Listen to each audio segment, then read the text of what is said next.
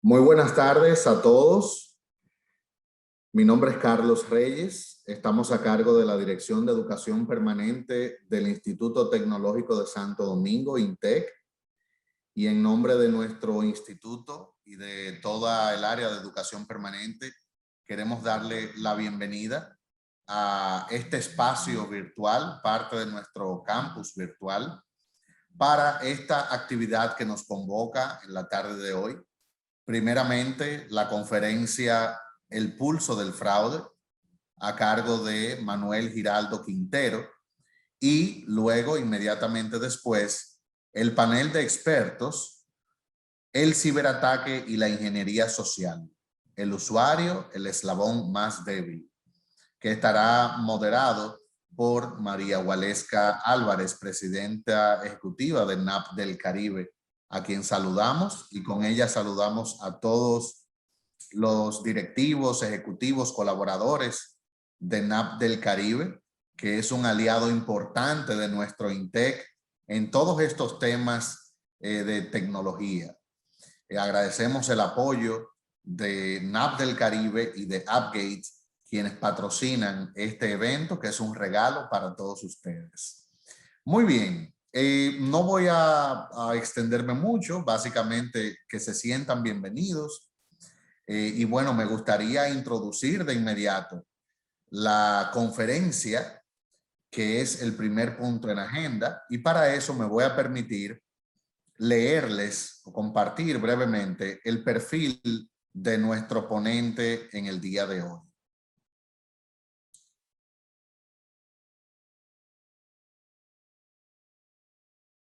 Él es Manuel Giraldo Quintero, Anti-Fraud Consulting Service Manager de AppGate.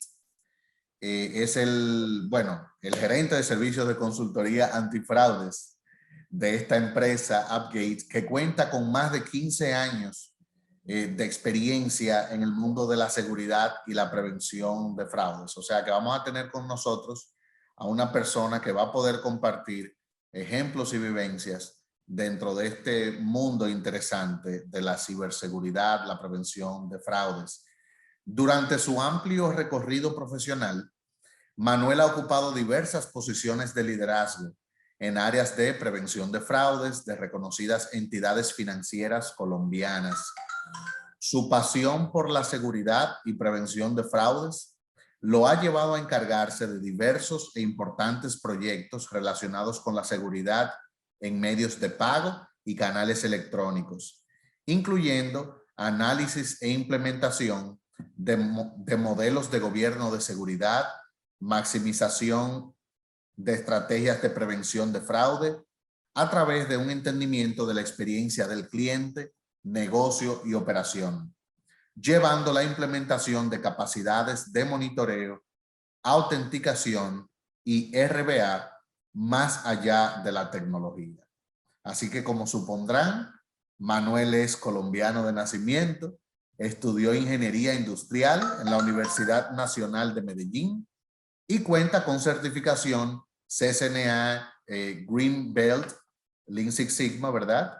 Y es experto en estándares PCI y medios de pago. O sea que tenemos con nosotros a un profesional a carta cabal en estas temáticas de prevención de fraude, ciberseguridad, y que nos llega gracias a AppGate. Así que, Manuel, bienvenido a República Dominicana desde allá, a la distancia. Gracias por estar con nosotros y gracias por estar en el INTEC trayendo esta conferencia. El escenario es tuyo.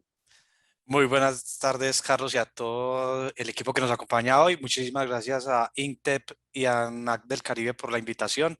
Sí, la idea es hoy conversar un poco acerca de lo que estamos viviendo hoy, de las realidades de la ciberseguridad.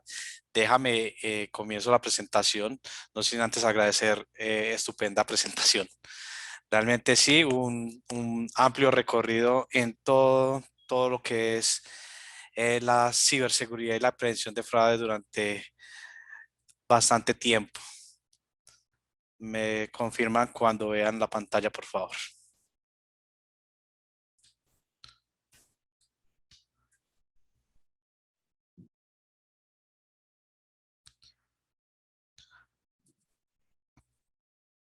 Listo. Perfecto. Listo, Sí, perfecto. muchísimas gracias. En la tarde de hoy vamos a conversar un poco del FraudBit. El FraudBit es un reporte que desde AdGay generamos periódicamente, que nos trae un poco las realidades de lo que hemos visto en el mundo digital, la realidad en este mundo de la ciberseguridad, y no solamente en temas de riesgo, sino las perspectivas y las visiones que debemos tener. Este informe lo generamos periódicamente y está a la mano de todos los profesionales de la ciberseguridad para que tengan un mapa de ruta claro y entendimiento de las realidades que estamos viviendo hoy en día. Quiero comenzar contándoles un poco las realidades que desde AdGay hemos visto y que fueron apalancadas por el COVID-19. O sea, la realidad de la ciberseguridad y el mundo digital cambió drásticamente o aceleró muchas cosas desde el 2020. Y esto fue gracias al COVID-19. En muchos casos estamos dando gracias al COVID-19 que permitió acelerar muchas iniciativas a nivel organizacional, varias entidades y varios gremios. En este caso, uno de los más impactados fue el tema de la ciberseguridad. Y cuando empezamos a hablar de ciberseguridad, empecemos a entender cómo fue esa realidad digital que vimos entre 2020 y lo corrido de 2021. Y es que vimos un incremento en el uso de medios o canales digitales de más de un 268%. ¿Qué nos encontramos acá? Que ese crecimiento estuvo apalancado por el tema de confinamientos y ese 268% de crecimiento de nuevos usuarios digitales, estamos viendo personas que llegaron a este mundo digital no solamente por necesidad, lo hicieron por necesidad específicamente de poder resolver muchas interacciones que ya no podían generar de manera física. Ese incremento que llevó, sí, muchas organizaciones pudieron resolver muchos servicios, aumentar su facturación, mejorar su nivel de ingreso, pero también implicó que esas organizaciones que hoy están resolviendo la necesidad y la prestación de esos servicios digitales, también tuvieran que empezar a pensar un poco en su servicio, porque esas nuevas interacciones generan un incremento transaccional. Y cuando hablo de transaccionalidad es a nivel de servicios y peticiones por parte de los clientes a través de esos diferentes servicios digitales. Entonces tuvimos un impacto de nuevos clientes y nuevas peticiones digitales, lo que empezó a poner, digamos, en riesgo la escalabilidad de esos servicios, esas plataformas digitales que hoy diferentes o que esos gremios en su momento están ofreciendo a sus clientes. Pero vimos que ese crecimiento fue un crecimiento exponencial, que si bien empezó fuerte en marzo del 2020, hoy, junio de 2021, ese crecimiento sigue creciendo. No al mismo ritmo de 2020, pero sigue siendo un ritmo de crecimiento amplio. ¿Qué quiere decir? Que esos clientes digitales, ese mundo digital para esos nuevos clientes se convirtió ya en su normalidad. Esos clientes se quedaron para transar en el mundo digital y al llegar nuevos clientes, nuevos insumos, nuevos servicios digitales, ¿qué encontramos también? Un incremento en las amenazas. Encontramos un incremento de más del 150% en nuevos ataques, en nuevas transacciones, peticiones a través de esos canales digitales correspondientes a fraude. Entonces, si bien creció la facturación en muchos casos, pudimos resolver los problemas de servicios, el tema de fraude se disparó. El tema de incidentes y amenazas se disparó. Y estamos hablando del 150% como un promedio de la región, en el mejor de los casos. Pero encontramos zonas donde vimos crecimiento de casi el 500% en temas de fraude. Y cuando hablamos de fraude, fraude apalancado en diferentes vectores de ataque.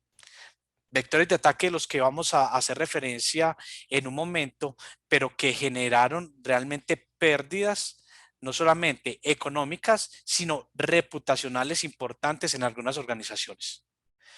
Entonces empezamos a ver ese cambio drástico que nos trajo el COVID-19, que voy a tratar de resumírselo en tres grandes bloques. El primero, el tema de la filtración de datos. Encontramos más de 3.950 filtraciones de datos en lo corrido del 2020. ¿Eso qué implica? Esto implica una digamos, sobre oferta de datos que se están vendiendo en la Deep Web, datos que fueron vulnerados y robados de diferentes organizaciones. Y estamos hablando de 3.950 filtraciones conocidas. No estamos hablando de las no conocidas. Las no conocidas pueden llegar a ser 4 veces mayor a esta, entendiendo que muchas organizaciones no entregan información de sus filtraciones por miedo a que tenga un impacto reputacional, por miedo a algún impacto legal. Pero las filtraciones conocidas llegaron a 3.950%. Esto en promedio es un costo de 3.86 millones de dólares en pérdidas por temas de filtración de datos, cuando hablamos del costo que le genera a la entidad que pierde los datos. Pero no estamos hablando de esa pérdida o esos impactos que tienen de manera tangencial las filtraciones de datos. En el caso de posiblemente de Marriott o Carnival, se perdieron datos de tarjetas de crédito. La pérdida que sufrió Carnival o Marriott seguramente fue una pérdida sustancial, pero la pérdida asociada a la fuga de información, la pérdida de esa información de medios de pago financiera, impactó directamente fue a las entidades dueños de esos productos. Entonces, esos 3.86 millones de dólares en promedio es lo que le cuesta a esa organización que tuvo la fuga, pero no estamos viendo esa pérdida o ese impacto que están teniendo otras organizaciones. Una pérdida en otra organización me puede generar a mí fácilmente ataques directos. Entonces yo puedo tener una filtración de datos en Estados Unidos y puedo filtrar fácilmente, de acuerdo a los datos, números de teléfono por indicativo o emails que correspondan a la República Dominicana y hacer un ataque dirigido. Y si bien la fuga se presentó en alguna organización en Estados Unidos, el impacto lo puedo generar directamente a una entidad o a una organización en República Dominicana. Y ese impacto, esa filtración de datos puede extenderse.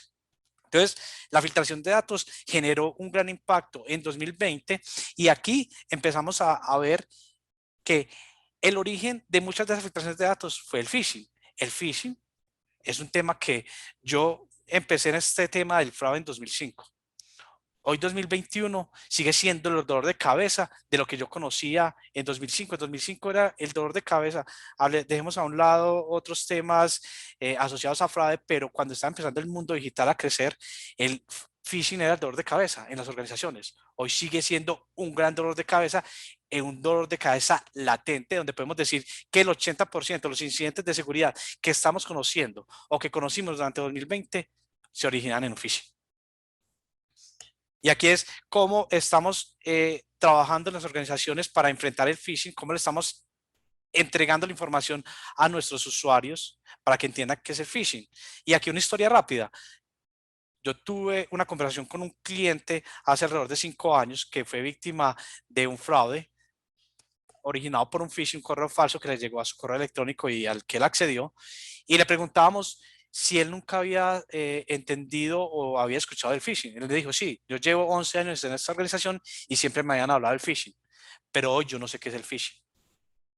Entonces eso nos lleva a entender estamos llegando de manera correcta a nuestros usuarios, estamos llegando de manera correcta a nuestros clientes, estamos hablando en el lenguaje correcto, estamos educando, estamos informando. Entonces estamos viendo que el phishing, fuera de disminuir, está aumentando y estamos hablando de un aumento del 345%. Lógicamente, asociado a todo este tema del COVID-19, donde los delincuentes se ocultaron en todo el tema de vacunación, todo el tema de lo que el cliente o los usuarios digitales querían conocer de esa nueva realidad, de esa pandemia, para enviar mensajes falsos y ocultarse detrás de ellos para poder atacar a los ingenuos o a esos nuevos usuarios digitales. Pero el phishing sigue siendo un dolor de cabeza, pero viene acompañado de algo mucho más fuerte, que es el ransomware. Y estamos hablando que el ransomware aumentó en un 40% el número de ataques, comparando lo que fue 2019 con lo que llevamos de 2020 y 2021. Estamos hablando que tuvimos 199 millones aproximadamente de casos de ransomware. Y les voy a decir, en Latinoamérica el 61% de los ransomware fueron efectivos. Afectaron las empresas que fueron víctimas y que fueron atacadas. A nivel mundial fue el 73%. en Latinoamérica fue el 61, menos, pero estamos viendo un gran impacto. Entonces, tenemos que empezar a visionar que los ataques de ransomware son una realidad y no solamente están tocando instituciones financieras, no están, solamente están tocando grandes empresas, están tocando infraestructuras críticas, están tocando sectores de la salud, sectores de la educación, está siendo muy transversal y está generando impactos muy grandes. Los 11 mayores casos de ransomware del año pasado invirtieron 144 millones de dólares en su recuperación solamente. 11 casos y estamos hablando de 199 millones de casos. Y muchos de estos casos de ransomware se originaron también en un phishing. Estamos hablando que el phishing está siendo el originador de esos ataques de ransomware y esa filtración de datos, donde ha sido el mayor problema y dolor de cabeza de las organizaciones en sus frentes de ciberseguridad. ¿Cómo atacó esto? ¿Y por qué se está viendo ese problema? Por el aumento de los usuarios digitales. Muchos clientes transando a través de el e-commerce, muchos niños en redes sociales y estudiando a través del mundo digital, muchos teletrabajadores donde están accediendo a sus organizaciones en el mejor de los casos, en muchos de los casos, a través de una VPN que no me genera la seguridad necesaria y el uso de muchos dispositivos o Internet de las cosas, lo que efectivamente me está llevando a ataques de ingeniería social como el phishing, el smishing y el malware, que el malware tuvo un crecimiento importante, que al final lo que termina generando es una pérdida de datos considerable que me lleva a una suplantación de sus usuarios digitales en esos servicios, en esas plataformas. Entonces estamos hablando que hoy hay un gran reto por parte de los equipos de ciberseguridad en enfrentar el phishing, todo tema de ingeniería social y todos los temas asociados a malware, evitando que efectivamente esos datos que se están robando a los usuarios puedan ser utilizados en esas entidades financieras, en esas organizaciones educativas o incluso atacar esas organizaciones. Ustedes imaginan, mi hija utiliza mi equipo de la oficina para acceder a sus clases virtuales. Mi esposa utiliza ese mismo equipo para hacer sus compras y que ese equipo en algún momento sea vulnerado. Entonces, ese equipo es vulnerado, los delincuentes fácilmente no van a vulnerar solamente los datos de mi hija para acceder a sus redes sociales, los datos de mi esposa para comprar y acceder a sus productos financieros, sino que también puedo poner en riesgo mi organización, porque a través de esa información, ese compromiso de mi computador, los delincuentes fácilmente pueden acceder a la organización y hacer diferentes clases de movimientos. Y eso es lo que hoy estamos viendo como una realidad en los usuarios digitales. Realidad que es clara, pero que tenemos que empezar a evaluar cómo atacarla. Y el informe el FraudBit nos trae algunos tips, algunos puntos claves en los que debemos fortalecer nuestra estrategia y el principal es empecemos a evolucionar y a entender la autenticación. Empezar a dejar esa autenticación estática y empezar a evolucionar hacia autenticaciones un poco más dinámicas.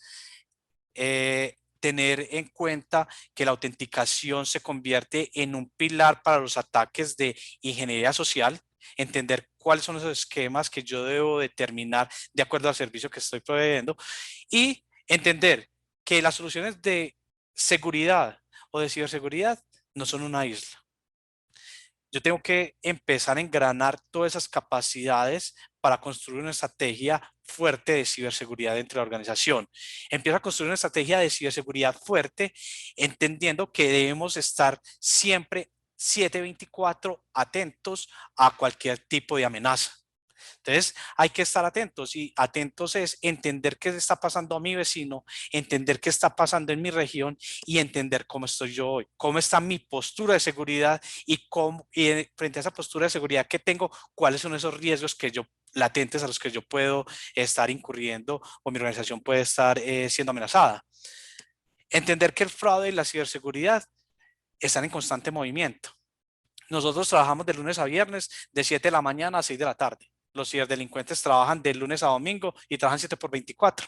Ellos no descansan, ellos ya tienen y perfeccionan muy bien sus ataques, están en constante evolución y ellos tienen claro, y nosotros debemos tener claro eso, que donde haya una acción por parte nuestra de equipos de ciberseguridad y prevención de fraude, hay una reacción de los estafadores. Ellos siempre van a tratar de estar un paso adelante de nosotros en todo este tema de la ciberseguridad. Los invito a que leamos este informe, es un informe bien detallado, que trae cifras bien prácticas, que les pueden permitir tener una visión clara de lo que es el estado de la ciberseguridad y la prevención de fraude en nuestra región. Con esto, quería dar las gracias, no sin antes dejarles esta imagen.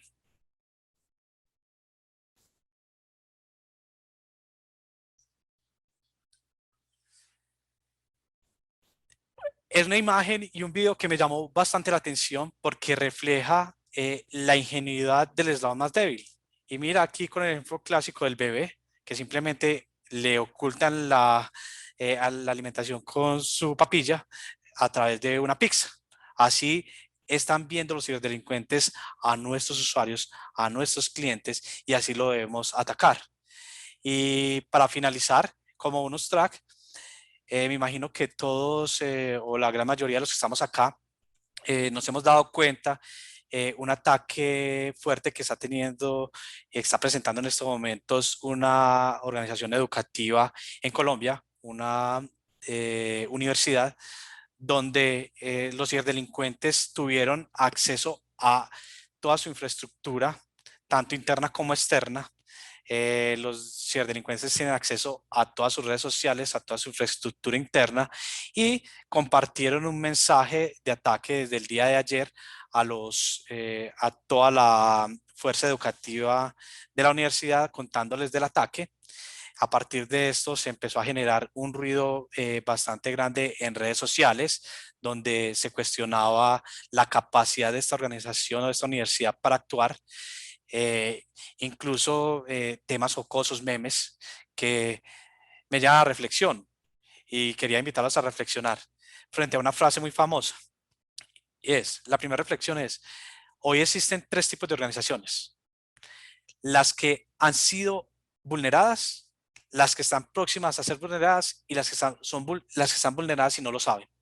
Entonces, la reflexión es: nosotros tenemos que aprender de los errores o de los compromisos que tienen organizaciones pares nuestras o organizaciones en otros países, para saber cómo aprendemos de esos errores y no convertir ese dolor en burla, sino más bien aprender y empezar a generar buenas prácticas. Empecemos a conversar. Este es un caso de la vida real, está sucediendo en estos momentos y todavía no se sabe el origen del ataque. Invitarlos un poco a reflexionar, y lo que les decía, hoy son ellos, mañana podemos ser nosotros. Muchísimas gracias por la atención. Espero que esto sea de mucha ayuda para todos ustedes. Bien, agradecemos a Manuel Giraldo Quintero por estas informaciones tan importantes, compartir con nosotros los resultados de este informe tan enriquecedor. Rescato una estadística que mencionaste de el 150% de crecimiento de los fraudes y ciberataques post pandemia o durante la pandemia, así como van incrementándose los negocios digitales exponencialmente, pues en la misma proporción y quizás más, van creciendo los riesgos cibernéticos. Qué interesante. Bueno, muchas gracias, Manuel. Vamos entonces a dar paso a la segunda parte de nuestro encuentro de hoy, de nuestra actividad, y es el panel de expertos que va a ayudar también a seguir profundizando y ampliando sobre estos conceptos que muy bien puso sobre la mesa Manuel. Así que lo que sigue es el panel: el ciberataque y la ingeniería social, el usuario, el eslabón más débil. Este panel, y ya lo que resta de la agenda, va a ser dirigido por María Waleska Álvarez, presidenta ejecutiva de NAP del Caribe, a quien me honro en presentar. Y quiero tomarme el atrevimiento, María Waleska, de, para quienes no te conocen, compartir un poco de tu perfil con nuestra vasta audiencia. Así que me voy a permitir leer una breve reseña tuya, María Waleska. María Waleska Álvarez es especialista en negociación, transformación digital Innovación y Tecnologías de Información y Comunicación.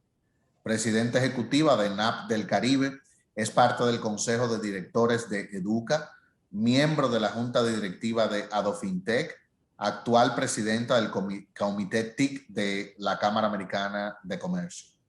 En el 2019, debido a su liderazgo a temprana edad, fue reconocida por el gobierno del Reino Unido como parte del programa de líderes internacionales, pasando a ser uno de los 300 líderes a nivel mundial en formar parte de este programa. Por su experiencia y conocimientos en transformación digital y tecnología, participó activamente en el proceso de negociación de la Cumbre Mundial sobre la Sociedad de la Información y el Conocimiento de Naciones Unidas y la Unión Internacional de Telecomunicaciones.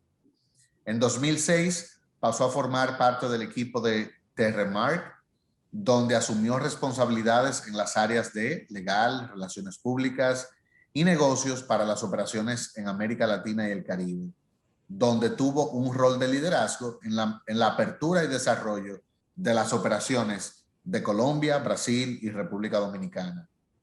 Dirigió y supervisó la expansión del NAP del Caribe, consolidando la operación como el centro tecnológico más seguro, innovador y mejor interconectado del Caribe. Publicó su tesis de Derecho en 2001, que sirvió como base para la actual Ley de Comercio Electrónico y Firmas Digitales de la República Dominicana, y participó en el grupo de trabajo que desarrolló la actual Ley de Crímenes y Delitos de Alta Tecnología en nuestro país. En el periodo 2004-2006, participó activamente en la OPTIC y en el Indotel, en la dirección y desarrollo de políticas públicas, normas y estándares para el gobierno electrónico de nuestro país. Finalmente, María Waleska Álvarez es licenciada en Derecho por la Pontificia Universidad Católica, Madre y Maestra, con mención honorífica magna cum laude. Ha realizado vastos estudios, por ejemplo, estudios superiores en la Universidad Pompeu Fabra, Barcelona, en la Universidad de Harvard y en la Universidad Virtual del Instituto Tecnológico de Monterrey, y fue la primera Certified Fraud Examiner o examinadora certificada de fraudes de República Dominicana a nivel internacional. O sea que tenemos en María Waleska, ¿verdad?, una persona que tiene toda la autoridad intelectual para moderar y aportar este panel de expertos con el tema de la ciberseguridad y la ingeniería social. Así que, María Waleska, te pongo de inmediato como coanfitriona y te cedo el espacio. Carlos, muchísimas gracias por esa cálida bienvenida, pero la realidad que hoy tenemos un panel de lujo donde pocas veces se combina no nada más el talento diverso, sino sobre todo la capacidad de ejemplarizar que este tema precisamente de ciberseguridad es un tema que debe de ser responsabilidad y que debe de vernos a todos en nuestras diferentes industrias y en los diferentes sectores de la sociedad, como son el sector privado, la academia y el gobierno. Así que la verdad que me honra esa cálida bienvenida que tú en representación del INTEC nos ha ofrecido, pero definitivamente me enorgullece la posibilidad no solo de poder conversar y moderar a los profesionales que hoy aquí nos acompañan, y que aprovecho para dar la bienvenida y presentar formalmente a quienes son nuestros panelistas de lujo de esta conversación.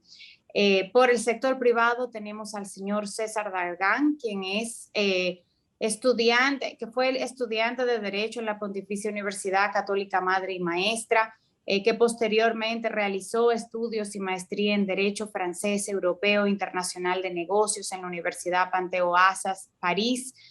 Ha participado en decenas de cursos y seminarios relacionados en su práctica e imparte docencia. Si lo citara, nos podríamos tomar probablemente una hora, pero quiero citar cosas importantes de nuestro panelista, y es que en septiembre del 2005 fundó la firma Seibel, Dargan, Enríquez y Herrera, una firma local con un concepto global y que desarrolló su práctica en diferentes áreas del derecho. César también ha sido una persona que ha liderado importantes procesos de negociación y sobre todo que ha hecho aportes significativos para nuestra República Dominicana a través de los diferentes roles que ha ocupado, siendo en su momento viceministro de Relaciones Exteriores para Asuntos Económicos, pero también director general de Comercio Exterior. Actualmente ocupa la posición de vicepresidente ejecutivo del Consejo Nacional de la Empresa Privada. Bienvenido, César. De la misma manera, hoy nos acompaña la academia, que no puede faltar en un tema tan relevante como el que estamos abordando, con el señor Miguel Arias, quien es graduado en Ingeniería de Sistemas del INTEC, con maestría en Ciencias Computacionales del Rochester Institute of Technology de Nueva York. Es miembro fundador del capítulo ISACA en Santo Domingo y miembro fundador del Clúster de Software de la República Dominicana. Ha asesorado a múltiples entidades del sector financiero y de sectores no financieros locales e internacionales en materia de gobernanzas, riesgos, seguridad, auditorías y continuidad de negocios, y ha sido conferencista invitado en eventos del Instituto Dominicano de Contadores, el Comité de Seguridad de la ABA, Abancor, y actualmente es el director ejecutivo del grupo Sanus, firma especializada en tecnología, consultoría y outsourcing, y dirige la maestría de ciberseguridad del INTEC. Bienvenido, Miguel. De la misma forma, y no podíamos perder aquí a uno de los mayores exponentes en materia de ciberseguridad, y es el general de brigada Claudio Peguero Castillo, quien es ingeniero de sistemas del Instituto Tecnológico de Santo Domingo, INTEC, con una maestría en comercio electrónico de la Universidad APEC, una maestría en investigaciones de ciberdelitos y análisis forense digital de la Universidad de Dublín, y es docente de la maestría de ciberseguridad en el INTEC. Es miembro de la Policía Nacional desde el año 1988 y definitivamente uno de los mayores líderes y precursores de todo el tema de ciberseguridad en nuestro país. Es, de hecho, el representante de la Policía Nacional ante la Comisión Interinstitucional contra Crímenes y Delitos de Alta Tecnología desde el año 2007, ante el Comité Técnico del Centro Nacional de Ciberseguridad. Desde el 2013 es el delegado de la República Dominicana ante el Comité del Convenio de Budapest sobre ciberdelincuencia, y así ostenta múltiples representaciones de nuestro país en materia de seguridad nacional con los temas de ciberseguridad. Y también, y bienvenido, Claudio, también nos acompaña el señor Carlos Bortoni, porque no podemos perder la perspectiva internacional en un mundo tan hiperconectado. Y se van a sorprender de lo que voy a decir, pero creo que esto pone en evidencia la importancia de tener a todos los sectores involucrados en esto. Y es que Carlos es antropólogo e historiador, pero tiene más de 10 años de estar involucrado precisamente en el mundo de la ciberseguridad y ha colaborado en distintas organizaciones internacionales como son Blue Code, Syntec, Sophos, y actualmente es el director de canales para el norte de América Latina en AppGate. Así que bienvenidos a este panel de lujo que hoy nos acompañan y que seguro será plato fuerte de nuestra conversación de esta mesa. Bienvenidos a todos. Yo quiero tal vez aterrizar un poquito, porque ciertamente Manuel Giraldo nos ha dado una visión bastante holística de cómo impactó el COVID, la aceleración de todos los temas de esa transformación digital forzosa y con ello los grandes retos en materia de ciberseguridad. Pero una de las cosas que a veces nos pensamos, y creo que es un tema de profunda reflexión, es que creemos que eso pasa solamente en los países avanzados o que pasa en economías mucho más evolucionadas que las nuestras, o que solamente ocurre en otros países allá afuera de nuestras fronteras. Entonces yo quisiera tal vez empezar esta conversación para ir aterrizando un poquito los temas y pedirle al general Claudio Peguero que nos ponga un poco en sintonía de cuál ha sido la experiencia en la República Dominicana con el incremento de los ciberataques producto de esa aceleración digital que todos hemos vivido, incluyendo a la República Dominicana, y tal vez un poco poner en contexto cuáles son las industrias y los sectores que se han visto mayormente afectados en estos últimos meses de la pandemia, para entender cómo estamos aquí en la República Dominicana. Adelante, general. Gracias, María Valesca. Buenas tardes. Gracias por esa introducción. Un saludo a mis compañeros de panel y a todos los participantes.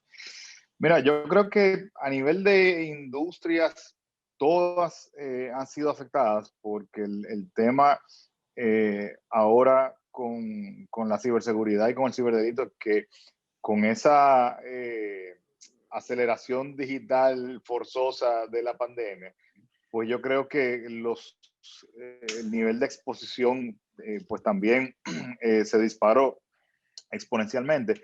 En materia de ciberseguridad y de ciberdelito, pues yo siempre digo que el eslabón más débil o el elemento que representa un riesgo mayor es la capa 8 del modelo OSI, ¿no? O sea, el usuario siempre es el que, o casi siempre, ¿verdad? Es el que termina entregando la llave del reino. Entonces, yo creo que se han afectado todas. Si vemos quizá los números a nivel del Centro Nacional de Ciberseguridad, podríamos verlo un poco por industria. Yo no es algo que yo maneje en el día a día. Yo veo un poquito más los números de los ataques que ya se convirtieron en delito, y definitivamente que los números para nosotros más críticos son los sectores financieros. O sea, porque al final del día, el tema es que mucho de este, a propósito del tema del título del panel de ingeniería social, y es que la mayoría de estos ataques, sobre todo lo que estamos viendo hoy en día, están basados en técnicas de ingeniería social, y al final del día procuran credenciales, pero más que nada son ataques para lograr un objetivo económico, ya sea estafar a una persona de manera directa, ya sea lograr el acceso a esas credenciales. Solamente en phishing, para que ustedes tengan una idea, del 2019 al 2020 tuvimos un incremento de un 305%, solo en denuncia. Y ojo, que ese es otro tema.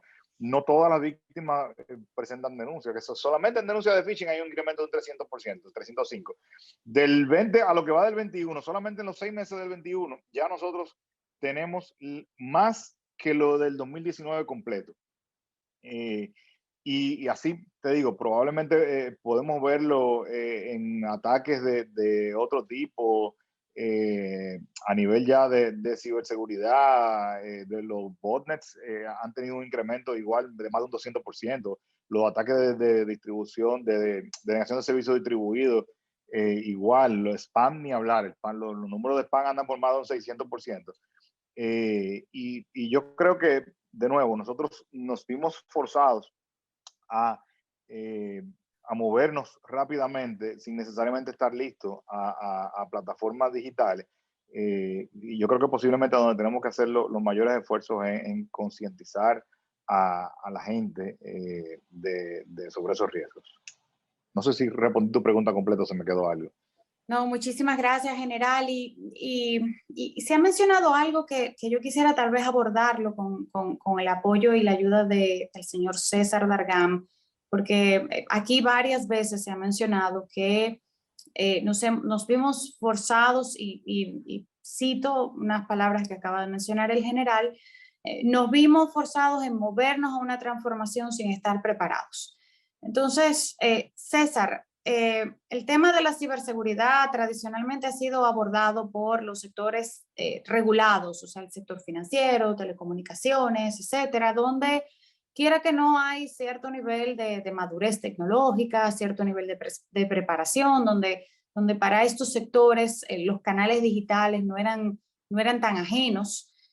Pero ¿cómo ve el empresariado en general el tema de la ciberseguridad a la luz de estas transformaciones forzosas de estos últimos meses, sobre todo para aquellas empresas que no necesariamente tienen ese nivel de madurez, las pymes, por ejemplo, las pequeñas empresas, las medianas, que se vieron obligadas a moverse a esa transformación digital forzosa que hemos mencionado y que tal vez en ese momento no estaban preparadas?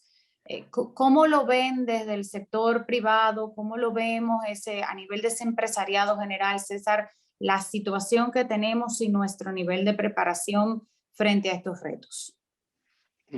Gracias, María Gualesca, gracias, NAP, por la invitación, pero de manera muy personal a ti, por tu amistad y por incluirme en este interesante debate que comparto con personalidades de la materia.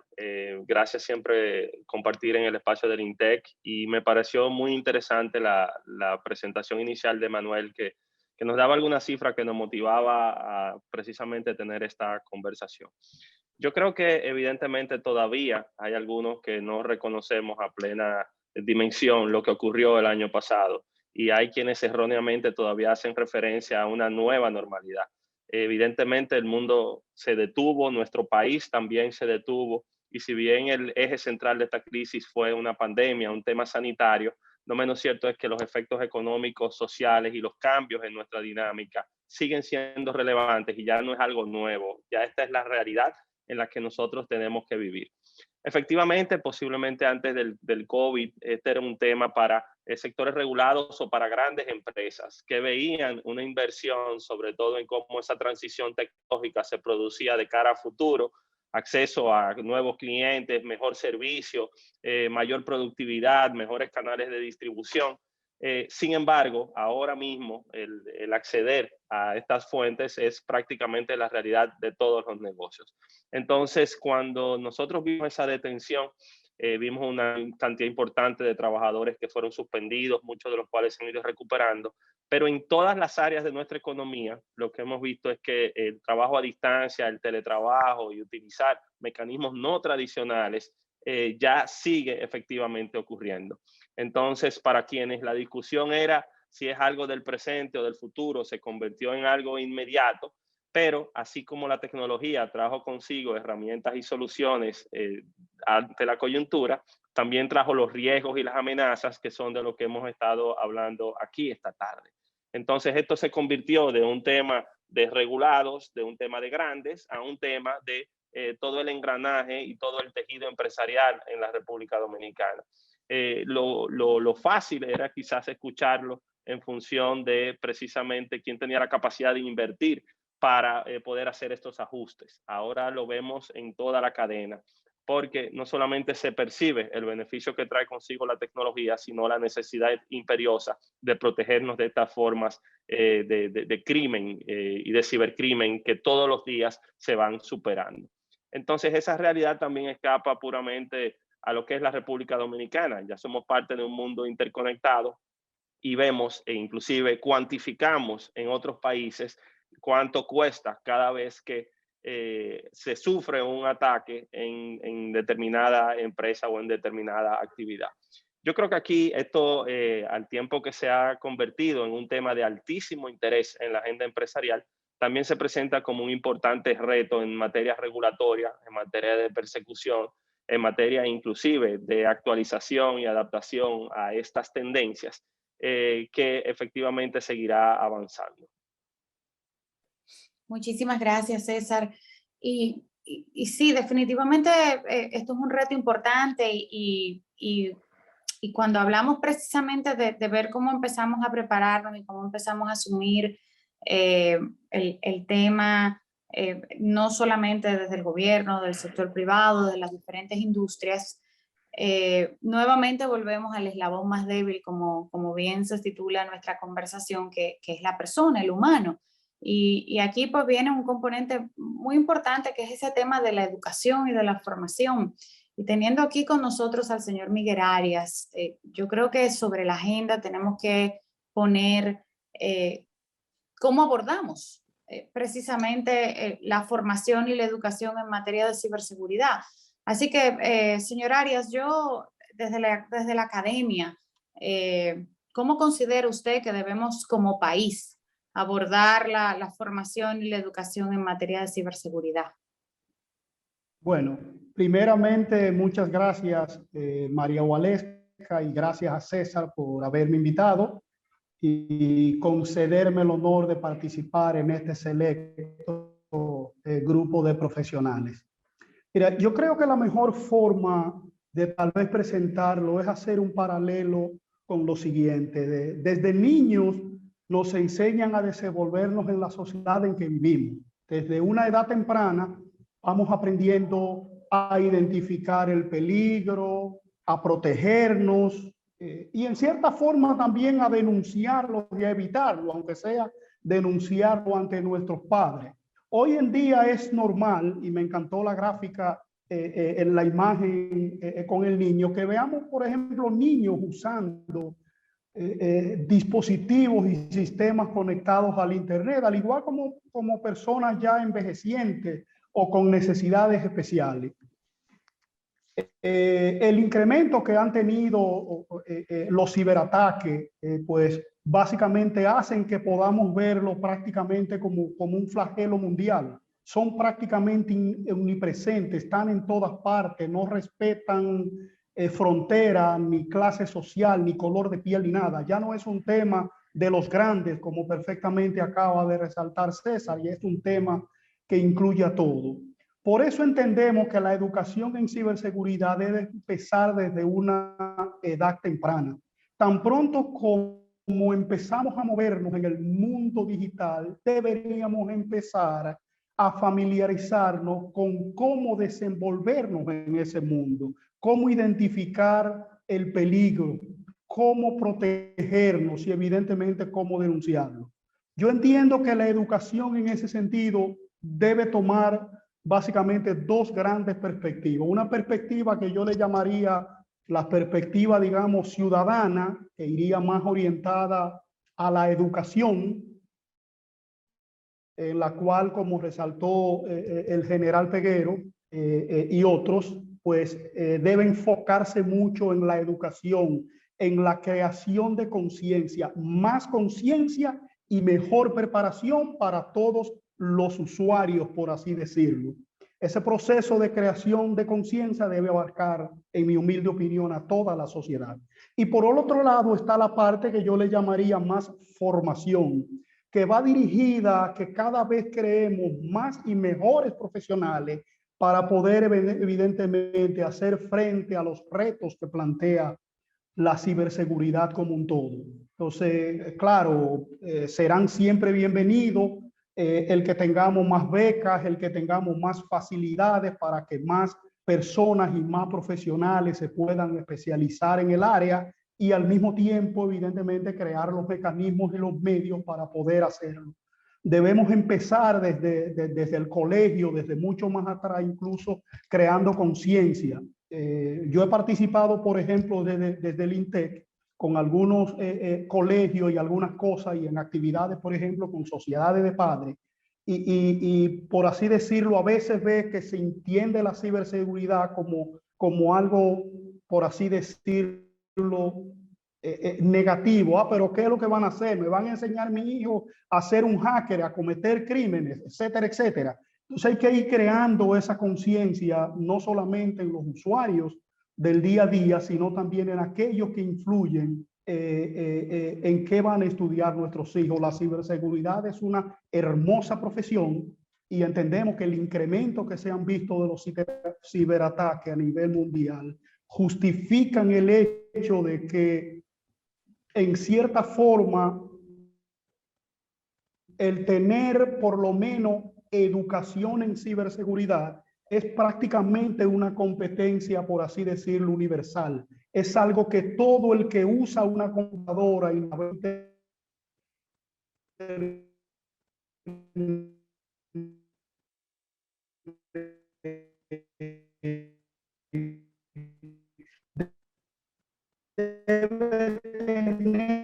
cierto conocimiento básico para desenvolverse,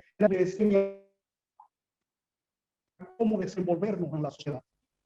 Muchísimas gracias. Con eso espero haber dado una pincelada sobre eso. Sí, muchísimas gracias, Miguel. Yo quiero ir aprovechando y conectar con algunas preguntas que estamos recibiendo de nuestra audiencia.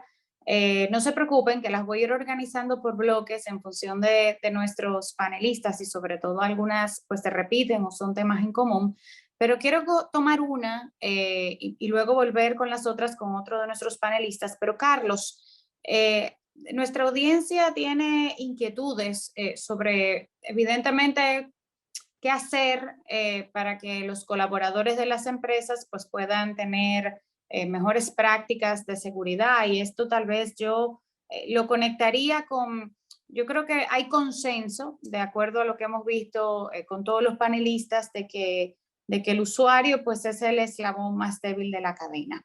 Y visto desde ese componente humano, el de nuestros colaboradores, de las empresas y de las instituciones, ¿cómo potenciamos o mitigamos su riesgo desde la forma en que las organizaciones abordan la ciberseguridad? Muchísimas gracias, María, y gracias por este espacio.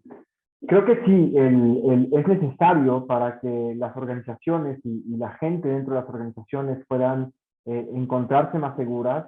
Es necesario modificar este paradigma que tenemos en cuanto a seguridad se refiere, ¿no? Hace ratito Miguel hablaba sobre el hecho de estos nativos digitales que si bien nacen ya inmersos en un entorno cibernético, no por ello significa que estén mejor preparados para hacer frente a las amenazas, ¿no? Es decir, están expuestos, es un mundo intangible, es un mundo donde el peligro no lo sentimos de forma material.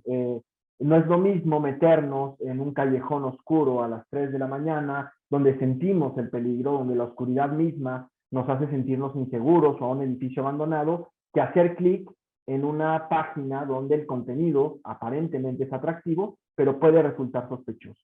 Y en ese sentido es que tenemos que construir este nuevo paradigma. La red, los medios de comunicación están construidos para ser ágiles, están construidos para garantizar la continuidad de esa comunicación. Y en ese sentido están construidos con una base de confianza en los usuarios. Yo confío en que César va a interactuar conmigo de la forma adecuada, en que el general va a interactuar, va a compartir un contenido correcto. Sin embargo, esa confianza muchas veces es injustificada, es infundada. Y necesitamos limitar a nuestros usuarios, limitar lo que pueden hacer dentro de una red para protegerlos a ellos mismos. El ejemplo que me viene ahorita a la cabeza, María, es el del barandal en una escalera. El barandal en una escalera no quiere decir que creamos que la gente que va a subir a la escalera es incapaz de subir la escalera. Quiere decir que establecemos un límite para que no puedan correr un riesgo. Creo que habría que hacer algo parecido al interior de las organizaciones, en las redes, para establecer esos límites, reducir los privilegios de los usuarios y permitir en consecuencia que estén mucho más seguros. Excelente, Carlos, muchísimas gracias. Yo quisiera unir algunas inquietudes que veo de la audiencia desde el punto de vista regulatorio y tal vez le pediría al general que nos ayude a entender un poco cuál es, vamos a decir, nuestra situación desde el punto de vista regulatorio. Por aquí, por nuestra audiencia, hablan precisamente de si teniendo una ley de privacidad de la información, los usuarios tienen o pueden hacer ciertas denuncias. De otro lado, hay una inquietud de que se han enviado una serie de solicitudes o de denuncias al DICAT, que cada cuánto tiempo lo revisan. Entonces, tal vez, general, dar una explicación sobre el marco regulatorio de la República Dominicana, si contamos con un marco moderno y adecuado en materia de ciberseguridad, cómo funciona un poco, cuál es el rol del DICAT, cuál es el rol del Centro Nacional de Ciberseguridad, cuál es el rol del equipo de respuestas de incidentes, o sea, un poco para aclararle a la audiencia estas inquietudes. Bien, mira, para comenzar un poquito casi por la mitad y recogiendo dos de las preguntas que veo ahí en el chat. Sobre el tema del DICAT y del Centro Nacional de Ciberseguridad, sí, diariamente se reciben denuncias en el DICAT, perdón, y el Centro Nacional de Ciberseguridad justamente lo que hace, parte de su quehacer diario es recoger todas esas alertas que recibe por distintos canales, que igual pueden ser, digamos, un poco reportes por parte de la industria, por parte de usuarios, muchas veces, por lo general, de su comunidad atendida.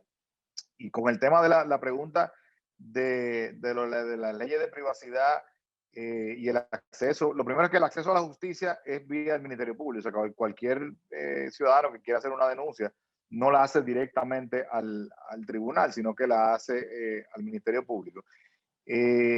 Sobre todo, sobre la parte de leyes, voy a abarcar quizá el marco jurídico en general del tema ciber. Nosotros comenzamos por la parte de ciberdelito. Nosotros comenzamos, y bueno, tú lo viviste de cerca con nosotros, con la parte de la ley 5307, que se comenzó a trabajar en 2004 y finalmente fue promulgada en 2007. En este momento, después de haber agotado un proceso de un poco más de un año de revisión de un equipo multidisciplinario en el que participó el sector privado, sociedad civil, etcétera, ya sometimos un proyecto de ley para actualizar esa ley 5307 y está, la última vez que supe, estaba en proceso de ser remitida por el presidente de la República al Congreso de la República.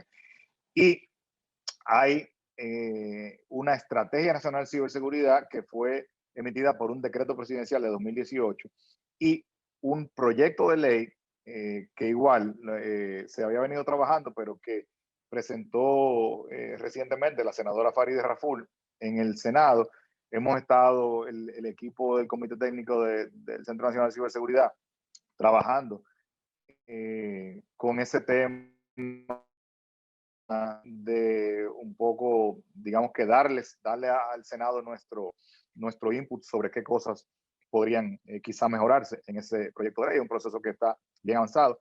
Y hay un proyecto de ley de protección de datos personales que también fue finalizado con apoyo del Consejo de Europa. Igual lo trabajamos un poco antes de todo este desastre de la pandemia.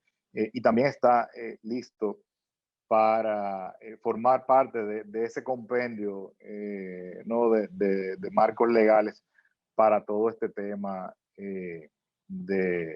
digamos, de todos los aspectos de ciber.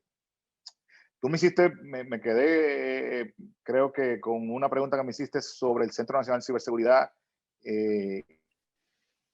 y era, ¿qué cosa? Sobre cuál es su funcionamiento. Sí, un poco hacer la diferenciación, o sea, cuál es el rol del DICAT, cuál es el rol del Centro Nacional de Ciberseguridad, cuál es el rol del equipo de respuesta de incidentes, que normalmente hay confusión a veces en qué hace cada organismo. Mira, vamos a hacer un símil con lo que son los procesos misionales de la policía. La razón de ser primaria de la policía en cualquier estado es intentar prevenir la comisión de delitos. En un mundo ideal, ¿verdad? Podríamos prevenir el 100% de los delitos, digamos, para que no ocurra nada. Luego, aquellos que no pudimos evitar, porque al final del día lo que hacemos es mitigar, es como un tema de gestión de riesgo, lo que hacemos es mitigar el riesgo hasta cierto punto de eso. Entonces tiene que investigarlo la Dirección de Investigaciones Criminales y luego pues conecta con el Ministerio Público, Justicia, etc. Un poco el Centro Nacional de Ciberseguridad, el CECIR, es a ese modelo lo que sería esa fase previa de prevención.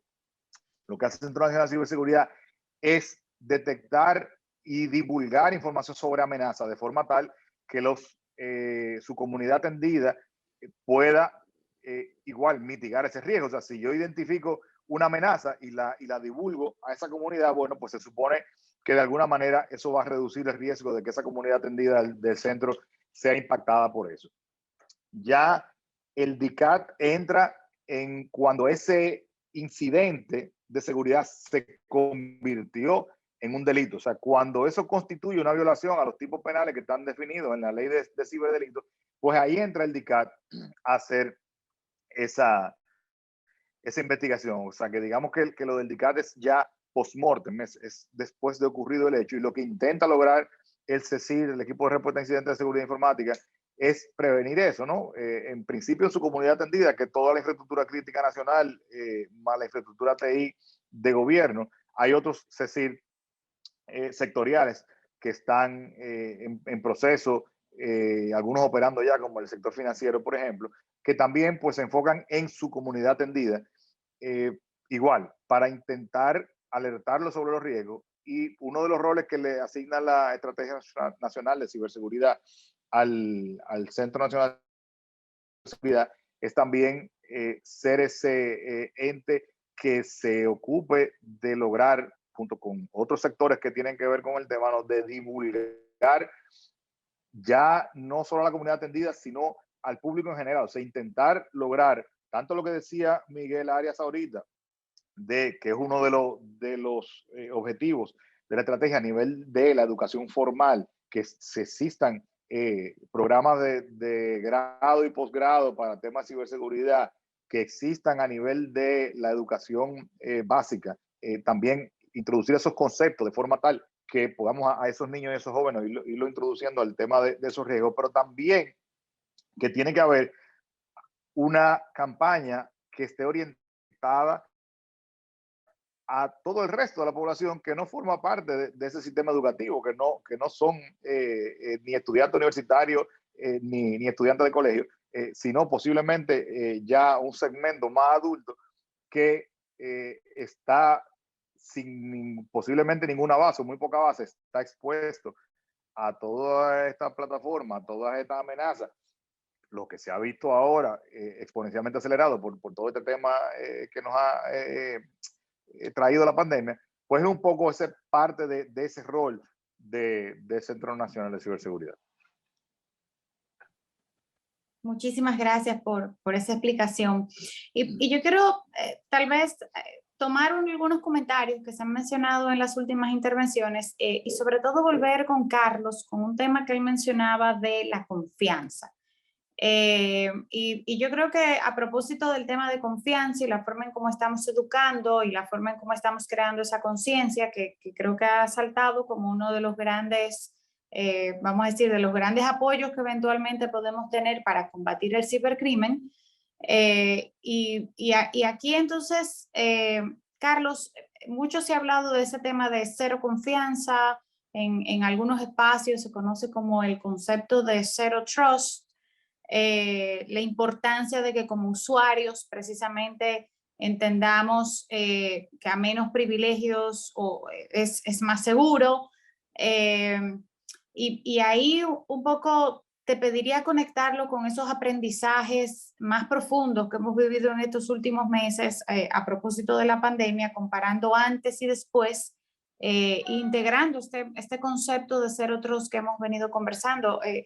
¿Cómo nos puedes orientar en esos temas, Carlos? Claro que sí, María. En efecto, como dices tú, este tema de Zero Trust es un tema que si bien no nace con la pandemia, sí cobra fuerza con ella. Es decir, cobra mucho sentido y empieza a tener eco tanto en organizaciones públicas como privadas. Zero Trust no es un tema tecnológico, es una filosofía de seguridad. Es una filosofía que empieza asumiendo que las organizaciones, que los usuarios van a ser vulnerados. Y una vez que asumimos que vamos a ser vulnerados, tenemos que tomar alguna medida preventiva y alguna medida posterior para resolver ese ataque, ese riesgo al cual estamos expuestos. A grandes rasgos, Zero Trust está compuesto de 3 principios fundamentales, nucleares. Por un lado, hay que asegurar el acceso a todos los recursos y de todos los usuarios, independientemente cuál sea la ubicación del usuario. El usuario puede estar como en pandemia, remoto, en su casa, trabajando, o puede estar como aparentemente en algunos meses, semanas, estaremos en un esquema híbrido, trabajando desde la oficina algunos días, otros días desde casa, y necesitamos garantizar que su acceso sea seguro. El segundo punto es este tema que hablábamos del menor privilegio. Adoptamos una estrategia de menor privilegio y forzamos el control de acceso para reducir la superficie de ataque, para reducir la vulnerabilidad que implica que cualquier usuario esté conectado, que haya una comunicación entre recursos al interior de una red. Y por último, es fundamental tener esta capacidad de inspeccionar y almacenar todo lo que está sucediendo en nuestras redes. ¿Para qué? Para poder nutrir con esa información a nuestra propia red y poder nutrir con esa información las estrategias que estamos desarrollando para estar mucho más seguros, para fortalecer nuestros entornos de seguridad cibernética, de seguridad informática. Hablando un poco sobre este tema que decías de los aprendizajes, María, creo que el principal aprendizaje que nos deja la pandemia es el elemento que lo mencionaste tú hace rato, lo mencionó también César, me parece, cuando hablaban de la capa 8, es el usuario. El 88% de los ataques se deben a un error humano. Y se deben a que el usuario hace clic en un lugar donde no tenía que hacer clic, descarga contenido de sitios inadecuados, tiene contraseñas débiles, incluso a que el usuario toma una USB tirada y la conecta en su computadora. Y ahí hablaba yo hace ratito de este tema de educar al usuario. A nadie se le ocurriría, si encuentra una jeringa tirada, inyectársela en el brazo. Sin embargo, a muchos de nosotros nos genera interés, si encontramos una USB, conectarla en nuestro dispositivo. ¿Por qué? Por morbo, nada más. Y porque la sensación de riesgo no es la misma que la de la jeringa. Entonces, como no nos va a pasar nada físicamente, vamos a ver qué hay en esa USB. Y el solo hecho de conectarla puede estar vulnerando ya nuestros dispositivos. Otra lección, los usuarios no son estáticos. Los usuarios son dinámicos, los usuarios se conectan desde cualquier lugar y es urgente garantizar la seguridad de esa conexión desde cualquier lugar. Y por último, María, para cerrar este tema de las lecciones, dos más. Una, lo decía el general hace ratito. No hay una organización que sea demasiado pequeña o una persona que resulte no interesante para el robo de la información, para vulnerar su seguridad en la red. Sí, las instituciones financieras son por definición las más atractivas. Nuestras transacciones como usuarios en la banca digital es la más atractiva. Sin embargo, la información que generamos, la facilidad de manipular a un usuario a través de medios cibernéticos es sumamente atractivo para cualquiera, sin importar el tamaño de una organización. Y lo último, creo yo que es interesante entender que los hackers dejaron de hackear. Esta idea del hacker que vendían las películas de Hollywood, donde tenemos a un sujeto que entra y que descifra contraseñas y que roba la información sin que nadie se entera, es sumamente romántica. El hacker hoy en día, su principal actividad radica en el robo de información, robo de credenciales a través de ingeniería social.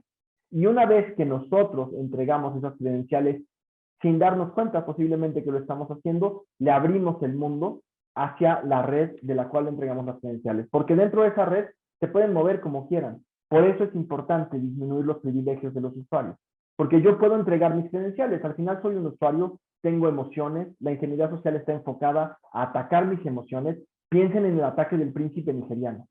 Creo yo que no hay un ataque más burdo y absurdo que el hecho de que un príncipe del otro lado del mundo te escriba para decirte, María, te quiero dar toda mi fortuna a cambio de $500. A nadie se le ocurriría eso, es más justo creerlo. Y sin embargo genera billones de dólares esa estafa. Si esa estafa genera billones de dólares, si alguien me escribe diciendo, Carlos, estoy enamorado de ti, o pasa seguido, ¿no? Alguien escribe haciéndose pasar por tu jefe, escribe parecido a tu jefe, utiliza las palabras que utiliza tu jefe y te pide que entres a cierto archivo. Uno normalmente está acostumbrado a obedecer. Entras a ese archivo, descargas, haces clic en una liga y expones los recursos. Al final son cuestiones sumamente humanas que pueden pasar dentro o fuera de la red y que nos dejan completamente expuestos. Si reducimos los privilegios de los usuarios, no importa que entreguemos nuestras credenciales. Lo importante va a ser qué puede hacer un atacante con ese acceso a la red. Y si el acceso es reducido, será reducido el impacto también. Muchísimas gracias, Carlos. Pues ciertamente abordar el tema de ciberseguridad tiene múltiples desafíos y yo creo, por lo que hemos escuchado de todos los panelistas que han compartido en esta tarde, es que fortalecer las capacidades de los usuarios es uno de los más importantes. Ciertamente, si somos capaces de fortalecer las capacidades humanas, si somos capaces de fortalecer la resiliencia de nuestras organizaciones a través de un talento humano preparado, pues tendremos una mejor oportunidad. Y en ese sentido, Miguel, yo quisiera tal vez que nos oriente, porque yo creo que dentro de todos esos desafíos, pues también hay que poner esperanza.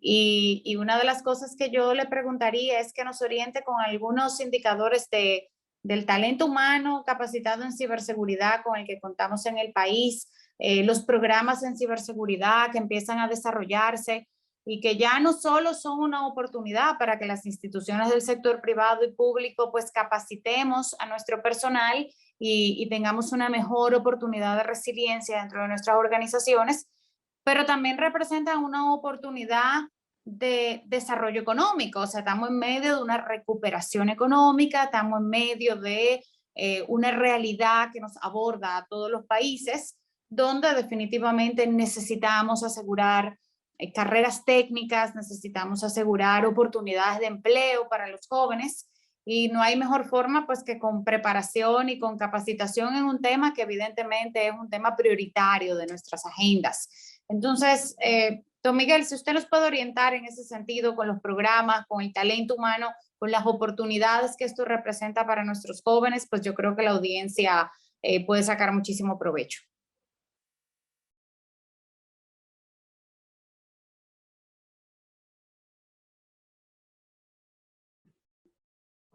Perdón que tenía el micrófono apagado y no me había dado cuenta. Yo suelo escuchar con frecuencia y leer incluso en la prensa que la ciberseguridad es la profesión del futuro. Pero si escuchamos atentamente lo que nos dijo César, lo que nos dijo Carlos y lo que nos comunicó también el general Peguero, entonces nos damos cuenta de que no, de que la ciberseguridad no es la profesión del futuro. Es una profesión de ahora, del presente, con una tasa de crecimiento muy alta. Y la velocidad a la que la sociedad está demandando profesionales competentes y éticos en materia de ciberseguridad es superior a la velocidad a la que nosotros, las universidades, hemos podido ir formando profesionales. Afortunadamente eso ha ido mejorando. Tal vez un buen ejemplo sea la misma situación nuestra. Hace, qué sé yo, 4 años, 3 años, 4 años, pues no teníamos en el país ni siquiera un programa de maestría en ciberseguridad o de ingeniería en ciberseguridad. Yo recuerdo a finales del 2016, cuando el INTEC lanzó la primera maestría en ciberseguridad en el país, diseñada por un equipo de profesionales multidisciplinarios. De hecho, el general Peguero fue parte del equipo que participó en el diseño de ese programa. Fue el primer programa que se ofreció a nivel nacional. Sin embargo, ya encontramos no solamente programas de maestría, programa de ingeniería, también está el programa de ingeniería en ciberseguridad. Ya no solamente lo encontramos en una universidad en el país, sino que hay otras academias que ofrecen esos programas y ofrecen diplomados. Y próximamente también a nivel técnico ya hay instituciones que lo están ofreciendo. Entonces, yo entiendo que aunque la demanda que tenemos de profesionales en materia de ciberseguridad en el país es mayor a la oferta de profesionales que en este momento las universidades podemos hacer, eso creo que da una buena oportunidad y que debería abrirle el apetito a nuestros jóvenes para insertarse dentro de este tema. Yo recuerdo un artículo que yo leí en el New York Times, no recuerdo el título exacto del artículo, pero sí recuerdo el mensaje que fue lo que más me gustó del artículo. El artículo se titulaba o decía 3.5 millones de razones para estudiar ciberseguridad o algo parecido. Al final, básicamente, el autor lo que resumía era que se estimaba en ese momento que habían unas 3.5 millones de plazas de trabajo disponibles en ciberseguridad y que no habían tantos profesionales disponibles para cubrirlo. Por tanto, cada plaza de trabajo disponible es una razón más que suficiente para que usted estudie ciberseguridad. La tendencia de este serio problema que plantea la ciberseguridad es al incremento, como perfectamente ya se ha enfatizado. Entonces, entiendo que es sumamente importante que siga creciendo la oferta en el país, que sigamos promoviendo y creando programas tanto a nivel técnico como a nivel de grado, como a nivel de maestría y todo lo que tiene que ver con posgrado para la formación. Y también deben existir cursos y formaciones que vayan dirigidas no solamente a estos profesionales que están orientados a identificar los riesgos, a desarrollar mecanismos de protección ante los riesgos, detectar ataques, ciberincidentes, responderlos y recuperarnos efectivamente de ello en pos de mejorar la resiliencia organizacional, sino también tienen que haber programas de educación dirigidos a la población como un todo. Entonces yo entiendo que como hay algunos estudios ahí que dicen que para el 2022 a nivel mundial hablan como 22 millones de plazas de trabajo disponibles, entonces yo diría que el artículo del New York Times hoy debería decir 4 millones de razones por las que debería estudiar ciberseguridad. Muchísimas gracias, Miguel. Yo para cerrar le pediría a nuestros panelistas, y aprovecho para presentar las disculpas por nuestro panelista César Dargan, que tuvo que retirarse hace unos minutos debido a un compromiso previo que tenía justo a las 6 de la tarde.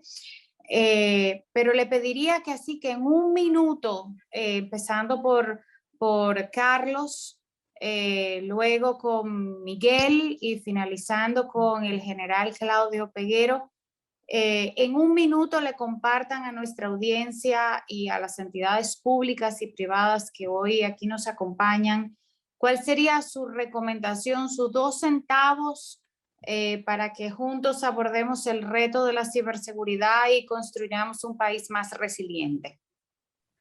Claro que sí, María. Rápido. Construir una confianza fundamentada en todo aquello que hacemos en nuestros intercambios a través de la red. Es decir, no partir de esa confianza implícita con la que nos movemos, no confiar en que cualquier usuario que nos escribe, que accede a nuestra red, que nos manda un correo, es un usuario legítimo, y cuestionar a estos usuarios, cuestionar estos contenidos que vemos en la red. Estamos plagados de noticias falsas, estamos plagados de videos que no tienen ningún fundamento. Cuestionar 2 veces ese tipo de información. Y para despedirme y dejar esta idea en ustedes, es como cruzar la calle. Cuando cruzamos la calle, el semáforo está en verde para los peatones, en rojo para los coches. Confiamos implícitamente en que el conductor del coche no va a acelerar de forma súbita cuando estamos pasando enfrente de él. Sin embargo, si ese conductor al que no conocemos decide acelerar, no tenemos forma de reaccionar para protegernos.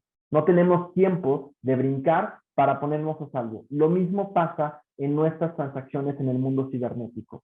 Si no tenemos una protección, si no podemos validar que estamos haciendo un intercambio de información con un ente válido, estamos completamente expuestos a que se haga con nosotros y con nuestra información lo que el atacante quiere. Sospechemos de todo, verifiquemos todo. Ese sería mi consejo, María. Gracias, Carlos. Miguel. Sí, bueno, desde la óptica educativa, pues yo diría que tengamos en consideración que el riesgo de ciberseguridad es inherente a la tecnología de la información y las comunicaciones. Está omnipresente, forma parte prácticamente de todo lo que hacemos hoy en día. Tener evidentemente la capacidad de identificar esos peligros, esos riesgos y poder afrontarlos de manera apropiada es realmente determinante. A nuestros jóvenes yo les diría que tomen en cuenta que, por ejemplo, el Buró de Trabajo de los Estados Unidos dice en una estadística reciente que el 31%, es decir, la demanda de trabajo en materia de ciberseguridad se va a incrementar en un 31% para el 2021. Eso es 7 veces el promedio de crecimiento en la demanda laboral de los Estados Unidos, 7 veces. Yo no sé cuál es la estadística en ese sentido en República Dominicana, pero me imagino que, aunque no sea 7 veces, también va a ser una estadística significativa. Hay muchas habilidades que nuestros jóvenes pueden evidentemente desarrollar y que son muy demandadas, desde desarrollar aplicaciones seguras, la seguridad en la nube, la gestión de riesgo, la inteligencia de amenaza, la respuesta a incidentes, cumplimiento y control, etcétera, etcétera, etcétera. Entonces son muchas las habilidades y las destrezas que podemos desarrollar y que evidentemente con eso vamos a poder prestar un mejor servicio a la sociedad, y de paso también nos vamos a echar unos chelitos en los bolsillos y vamos a tener fuentes de trabajo aseguradas. Excelente, muchísimas gracias. General, sus 2 centavos.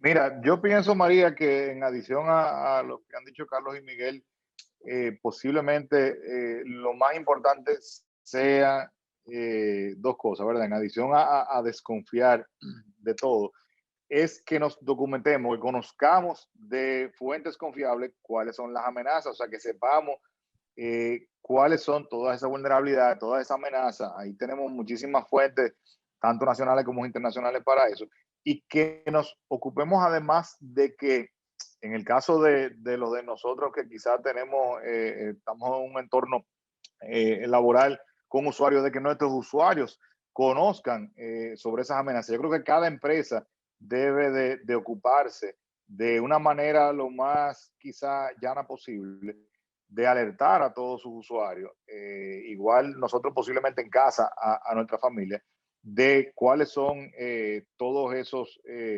riesgos, sobre todo cuáles son todas esas modalidades de estafa que hay en el día a día, porque muchísimas veces son cosas tan tontas como el tema de que está de moda en estos días, y todos los días recibimos cualquier cantidad de denuncias con el tema del WhatsApp, por ejemplo, simplemente por no tener un doble factor de autenticación, pues todos los días andan, digamos, secuestrando cuentas de WhatsApp a personas y luego estafando a terceros a través de eso. Entonces son cosas tan simples como que mientras se logra que haya una gran campaña de divulgación que quizás esté impulsada desde el Estado o que sea fruto de una alianza público-privada, pues cada uno de nosotros pues comenzar a hacer eso, comenzar a tomar esos elementos básicos y hacérselo saber eso a nuestra familia, a nuestro entorno laboral, etcétera. Muchísimas gracias. Bueno, habiendo excedido de hecho el tiempo que habíamos planteado para esta conversación, pero sin duda es un tema que nos ocupa y que nos interesa y que definitivamente tenemos que generar este tipo de espacios para crear mucha más conciencia. Yo quiero agradecer a INTEC porque siempre pues ha sido vanguardista en traer temas de actualidad, agradecer a Appgate, que es nuestro partner internacional para los temas de ciberseguridad en el NAP del Caribe y que siempre de manera muy genuina nos acompaña con contenidos y sobre todo quiero mencionar que ese reporte al que hacía referencia Manuel Giraldo en un principio de la conversación, pues aquellos que estén interesados en mayor información sobre el reporte y sobre esas estadísticas que se han venido conversando, pues con muchísimo gusto pueden contactarnos a nuestras redes sociales, donde vamos a estar compartiendo contenido, pueden contactarnos a nuestra página y a nuestros datos de contacto para mayor información. Pero de manera muy especial quiero agradecer a nuestros panelistas, quienes han sacado de su complicadísima agenda para dedicar unos minutos a esta conversación que yo creo que a todos nos ha dejado profundos aprendizajes, al general Claudio Peguero, al señor Carlos Bortoni, al señor Miguel Arias y al señor César Dargán, que nos han puesto en evidencia y creo que no hay forma más apropiada de llevar un mensaje que hacerlo con el ejemplo. Y aquí se ha ejemplificado que el tema de ciberseguridad no es un tema que ocupe o que deba de ser prioridad y responsabilidad solo del gobierno, es un tema donde debemos converger todos los sectores que formamos parte de la sociedad, el sector privado, la academia, el sector gobierno, porque sinceramente la ciberseguridad es un tema que es responsabilidad de todos. Los ataques cibernéticos, a diferencia tal vez de otros ilícitos, tienen la complejidad de la omnipresencia, tienen la complejidad de que no tienen fronteras, tienen la complejidad de que no atacan a solamente un sector o a una industria en específico, como hemos mencionado aquí en diversos aspectos. Así que la única forma de combatirlo es definitivamente haciéndolo juntos y entendiendo que la tarea que tenemos por delante y que los desafíos que nos plantea este mundo digital del que ya no hay vuelta atrás, es trabajando juntos, es formando a nuestro equipo, es formando a nuestros usuarios, es creando conciencia a todos los niveles, desde los más pequeños hasta los más mayores, a lo largo de toda la organización, desde el nivel más clerical hasta el alto consejo de directores de nuestras organizaciones. O sea, yo creo que el tema de ciberseguridad ya dejó de ser un tema del Departamento de Tecnología o del Departamento de Seguridad, es un tema que debemos asumir, que debemos empoderar a todos los diferentes estamentos y departamentos de nuestras organizaciones. La academia definitivamente en este punto juega un rol para precisamente llevar ese mensaje de concientización desde muy temprana edad. Y así como mencionaba Carlos, o sea, a nadie se le ocurre ponerse una jeringa que encuentra en la calle, yo creo que ese debería ser el estandarte, que a nadie se le ocurra abrir un link o tener una interacción digital con alguien o con algo que no le genera absoluta confianza. Entonces, de verdad que desde el NAP del Caribe y en nombre de todo el equipo de colaboradores del NAP, mi profundo agradecimiento a nuestros panelistas que hoy nos han dedicado su tiempo, pero sobre todo sus experiencias, y felicitar a INTEC por generar este tipo de espacios que creo que son espacios muy productivos, pero sobre todo que nos van permitiendo llegar a esas audiencias y sobre todo poner este tema en la agenda prioritaria como debería de ser, y sobre todo permitir seguir aprendiendo y compartiendo de los que más saben, como aquí nuestros especialistas y nuestros panelistas que nos han acompañado en el día de hoy. Así que con esto me despido y despido este evento, también agradeciendo a nuestra audiencia, una audiencia súper participativa, súper activa, súper empoderada con el tema, que al final eso es lo que necesitamos. Necesitamos gente como nuestra audiencia que se interese, que se involucre, que participe, que pregunte, que sugiera, porque así es que vamos a construir pues un país mucho más resiliente. Así que con esto, muchísimas gracias y hasta nuestra próxima entrega. Muy buenas tardes.